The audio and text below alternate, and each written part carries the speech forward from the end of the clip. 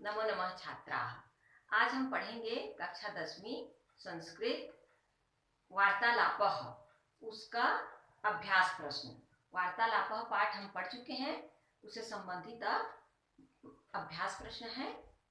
अधोलिखितानां शब्दानां मूल शब्द विभक्ति वचन लिंगानि लिखत, अर्थात नीचे लिखे शब्दों के मूल शब्द विभक्ति वचन और लिंग लिखना है। यथा भवतः, एक शब्द रूप दिया है भवतः, इसका मूल शब्द है भवत, लिंग है पुल्लिंग, विभक्ति षष्ठी विभक्ति और वचन एक वचन। भवतः मतलब आप, आपका, भवतः का मतलब आपका होता है, यह षष्ठी विभक्ति एक वचन है। इसका शब्द रूप कक्षा 10वीं श्यामला पुस्तक में दिया गया है, इसको आप लोग कंठस्थ भी कर लेंगे। अब इसके बाद पहला शब्द है बस्तरे। बस्तरे, इसका मूल शब्द है बस्तर। बस्तर, बस्तर हमारे छत्तीसगढ़ राज्य के एक जिले का नाम है। तो इसका लिंग है नपुंसक लिंग, नपुंसक लिंग।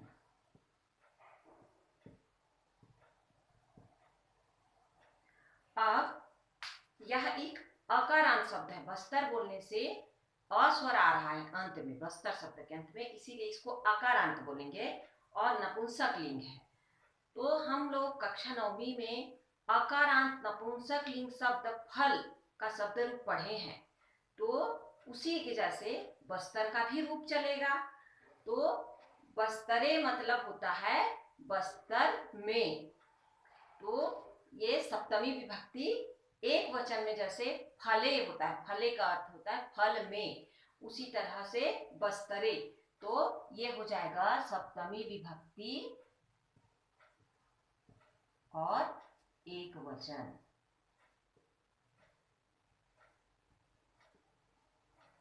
उसी तरह से दूसरा शब्द है कक्षायाम।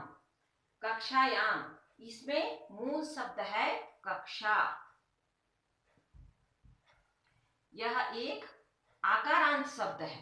कक्षा बोलने से अंत में जो स्वर आ रहा है वो आ है, तो उसको आकारांत बोलेंगे। और हम संस्कृत भाषा में देखते हैं जितने भी आकारांत शब्द होते हैं वो स्त्रीलिंग शब्द होते हैं। तो कक्षा भी स्त्रीलिंग शब्द है। तो हम रमा, जो आकारांत स्त्रीलिंग शब्द है, उसका शब्द रूप कक्षा 9वीं में पढ़े हुए हैं, उसी के जैसे कक्षा का रूप चलेगा। तो यह कक्षा जो है स्त्रीलिंग शब्द है, तो इसके लिए आपको रमा का शब्द रूप को कंठस्थ करना पड़ेगा, जिससे आप कक्षायाम कौन सा विभक्ति और कौन सा वचन है उसको जान सकते हैं। तो उसको आप लोग पूरा कीजिएगा। अब उसके बाद है तीसरा शब्द है सर्वे। सर्वे मतलब सब, यह एक सर्वनाम शब्द है। इसका भी शब्द रूप हम कक्षा 9वीं में पढ़े हैं और यह पुल्लिंग शब्द है। हमारे पाठ में जो प्रयोग हुआ है यह पुल्लिंग सर्वे के रूप में प्रयोग हुआ है, इसलिए इसको हम पुल्लिंग के रूप को लिखेंगे, कौन सा विभक्ति और कौन सा वचन। सर्वे का रूप तीनों लिंगों में चलता है, परंतु हम यहाँ पुल्लिंग का रूप लिखेंगे। पुल्लिंग, सर्व पुल्लिंग। उसके बाद चौथा है कश्याम। कश्याम, इसका मूल शब्द है किम।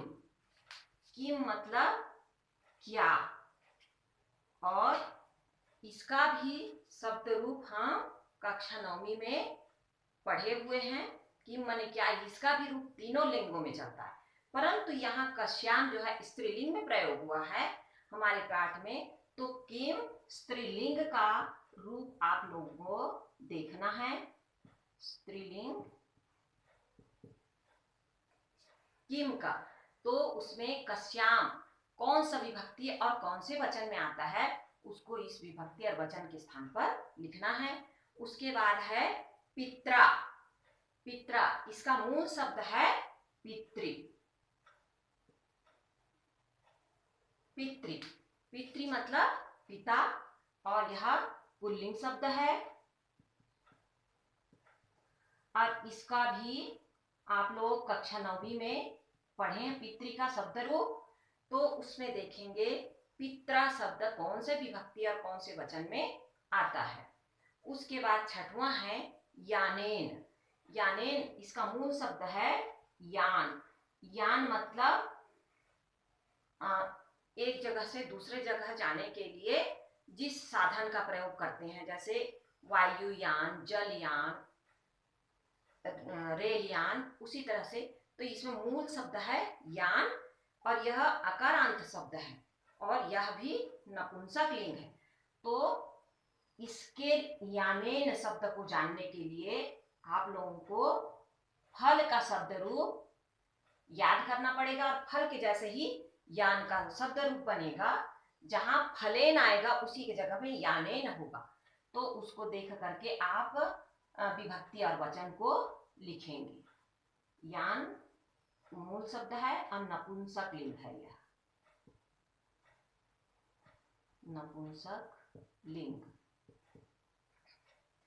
अब इनसे संबंधित आप लोगों के लिए गृह कार्य है कि कक्षायाम सर्वे कश्याम पित्रा यानेन, इनके विभक्ति और वचन आप लिखेंगे।